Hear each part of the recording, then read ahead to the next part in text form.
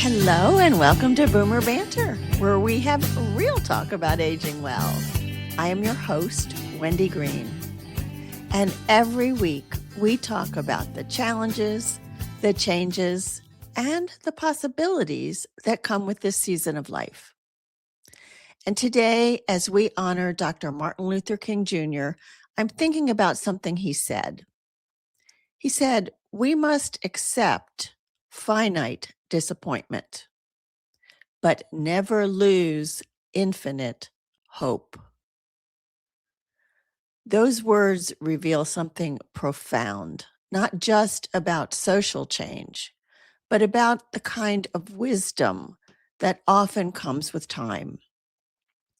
The ability to hold reality and possibility at the same time, to respond thoughtfully rather than to react impulsively, to see the long view. And that's what we're exploring today. We're exploring how our brains actually evolve as we age, gaining patience, perspective, and emotional regulation. But first, let me start this episode with a moment that might sound familiar. You look in the mirror and you say to yourself, "I don't recognize that person in the mirror anymore." And I'm not just talking about wrinkles or graying hair. And before you judge me and think that I don't understand because my hair hasn't grayed yet, please let me go on. I'm also talking about our identity. Things like, who am I now that I've shed some of my roles? Who am I now that I no longer get up from the floor as easily as I once did? My body feels differently than it did when I was younger. My energy feels different. My confidence has shifted. At one time, I felt comfortable walking into just about any room, networking, meeting people.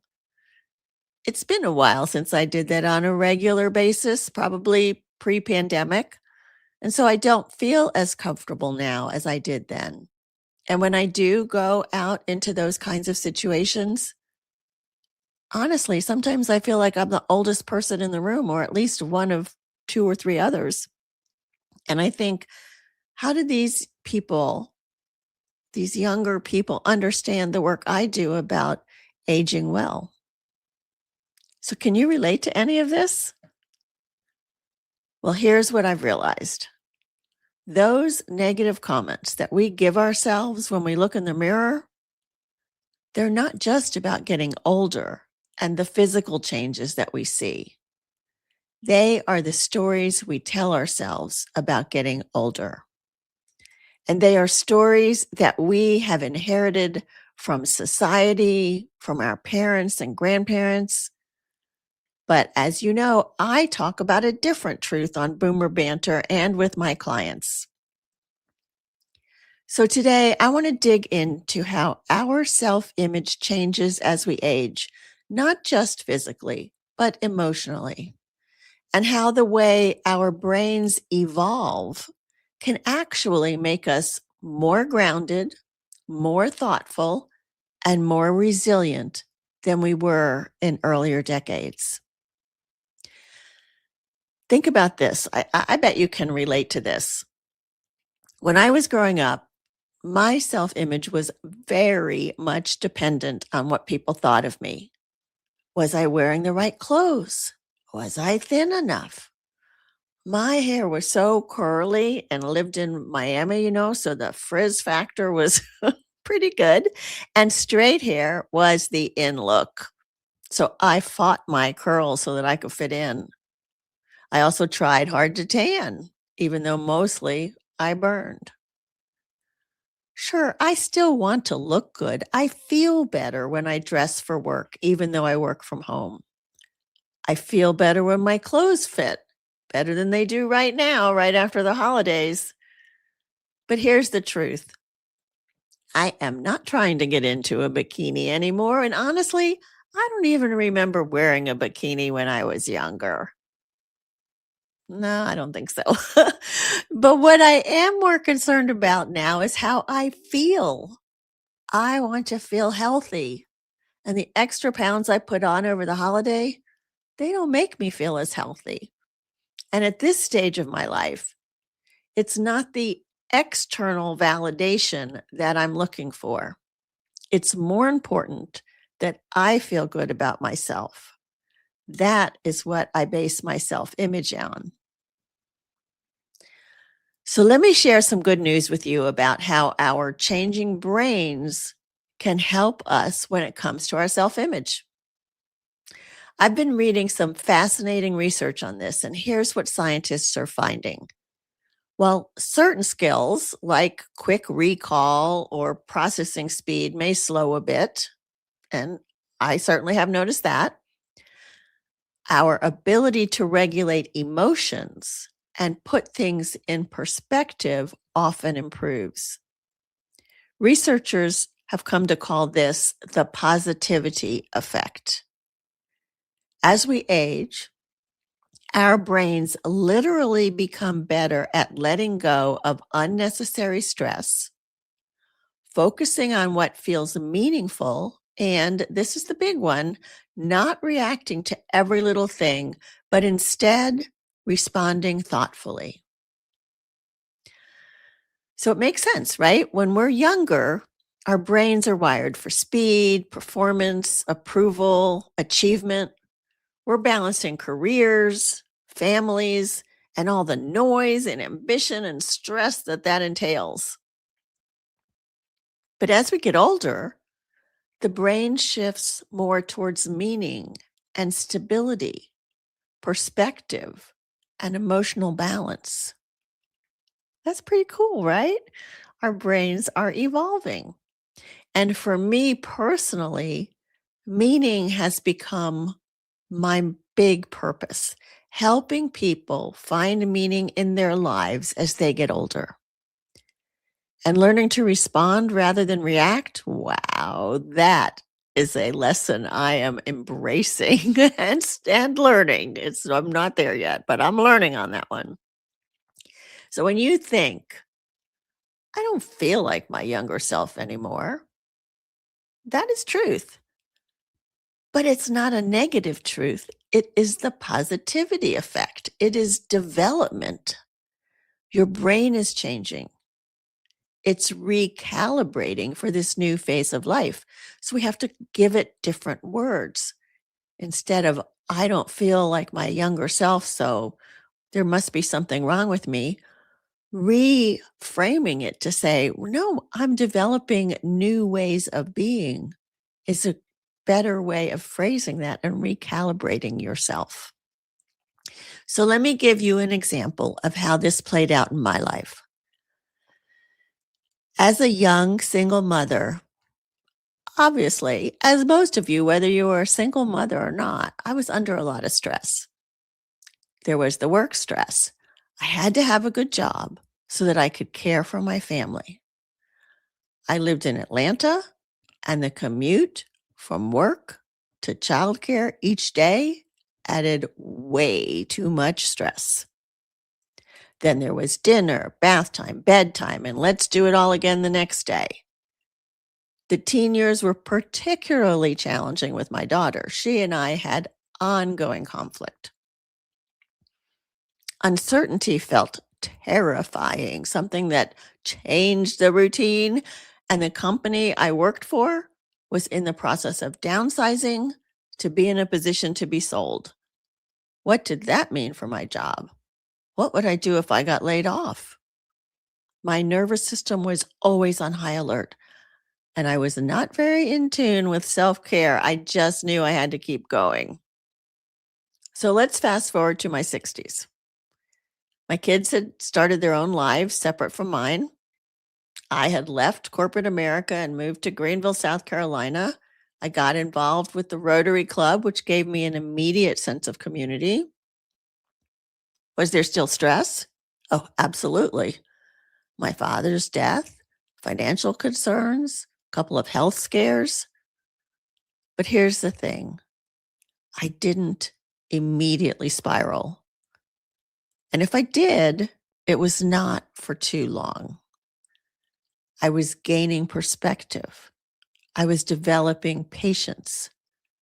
I was learning that I could pause and think about how to respond. That was my brain developing emotional balance, perspective, and stability. We say some of that comes from our lived experience, which is true. But in the brain, the neurons reconnect to form different pathways because of that lived experience. And that's what gives us that renewed perspective and that sense that we can pause before we react right away. So here's a coaching insight for you. When your nervous system calms, your self image can stabilize. Why? Because you stop measuring your worth by the external feedback. You stop worrying so much about what people think of you. Your validation focuses more on your internal perspectives and responses. It is what you think about yourself. Stress doesn't go away. It never goes away. What changes is how you respond to stress as you get older. Some of you may be familiar with Louise Hay. She was a motivational speaker, author, founder of Hay House Publishing. She said something really powerful. She said, "The body is a mirror of our inner thoughts and beliefs. And every cell within your body, every cell responds to every single thought you think and every word you speak." So think about this. When we compare ourselves to the images and messages all around us that tell us young is best and aging is decline, we are reinforcing that message on a cellular level. And our body responds to those messages. We feel more tired. We give up on self-care. What difference does it make? Aging is decline, right?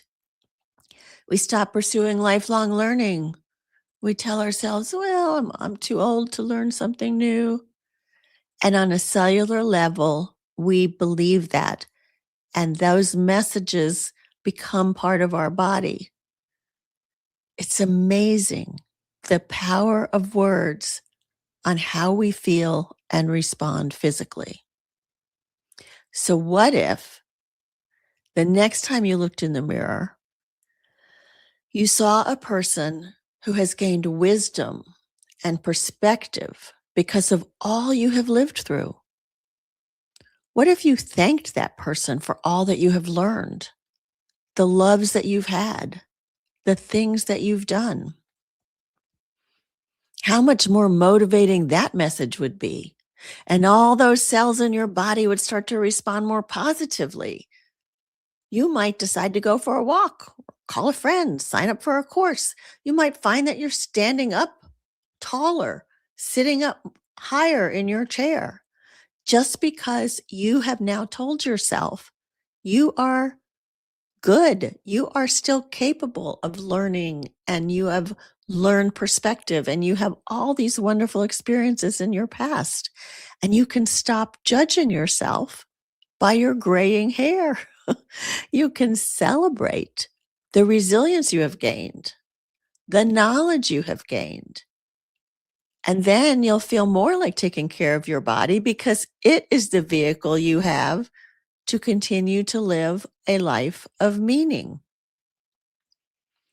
A friend once said to me, "I don't look the way I used to, but I also don't think the way I used to." And she didn't mean that negatively. She meant that she no longer chased approval. She no longer overcommitted, big one, and she no longer ignored her own needs. Another big one. Her self-image shifted from, how do I look, to how do I live? Wow, that's a powerful shift. What if you asked yourself that question? How do you live? How would you answer that? It's a good coaching question, but I'm going to give you another one here to think about. If you had to describe yourself, leaving out any reference to your physical appearance, what words would you choose? You might say things like, oh, you know what? I have time to be curious, to learn new things. So that's part of who I am. Or you might say, I've always been creative, but I never really took the time to explore whether I want to paint or carve or mold things, So now I'm creative. I'm going to explore that. You might describe yourself as thoughtful or resilient, kind, courageous, whatever words you use. But I would challenge you over the next day or so to think about that.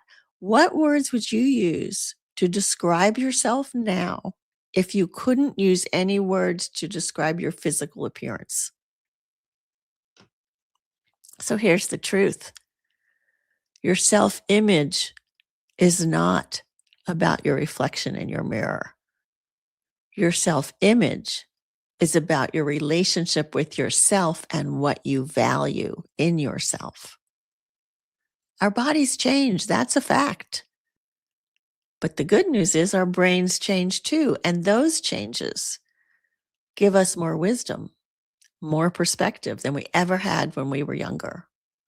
Yeah, maybe we struggle to find the right word or forget somebody's name. Those changes happen too. But our ability to see the big picture, to have a better perspective, and to be more resilient and more responsive rather than reactive are part of the positive changes of our brain. Now, I don't want to imply that taking care of our bodies becomes less important. The thing is, the reason for exercising and eating right changes. We take care of our bodies now so we can feel well, move easily, reduce risks of fall, get down on the floor and play with our grandchildren or puppies, play pickleball or work in our gardens. Taking care of our bodies is not just about looking good in a bathing suit this summer. Boy, that was it when we were younger, right? Now it's about feeling well enough to play in the surf or swim in a pool. The bottom line, stop giving the mirror so much power. Self-image isn't just about how we look. It's about how we interpret ourselves, the words we use when we talk to ourselves. Here's an example. Two people the same age, they could age physically the same tests from the doctors, same height, same weight, everything about them is the same. And one might say, I'm becoming so boring. And another might say, I'm becoming so curious. Same change, different words, different meaning. And meaning is what shapes confidence. So aging doesn't make us less interesting. The things we tell ourselves make us more or less interesting. When we stop judging ourselves by younger standards, we start appreciating our current strengths. Your self-image doesn't need to shrink with age. It can deepen because the brain you have now, as I said, it's better at seeing the whole picture. You're not losing yourself. You're refining yourself. If as you listen to this episode, and with all the stuff I said, you still find yourself thinking, yeah, but I still feel old when I look in the mirror. Ask yourself if you want to stop feeling that way. If you do, I can help. I have a program that gives you new insights and breakthroughs that will energize you to look at aging with new hope. And as Dr. King said, never lose infinite hope. You don't have to navigate these changes alone. There's a link on my website heyboomer.biz, and it says sign up for the discovery call or something like that. And you can book a complimentary call to explore what could be possible for you. So thank you for joining me today on Boomer Banter. Smile at yourself in the mirror and appreciate all that you are becoming as you age, and ask yourself those questions. How am I living? Not how do I look? And how would you describe yourself if you couldn't use your physical body and features as a description? Thanks so much. See you next week.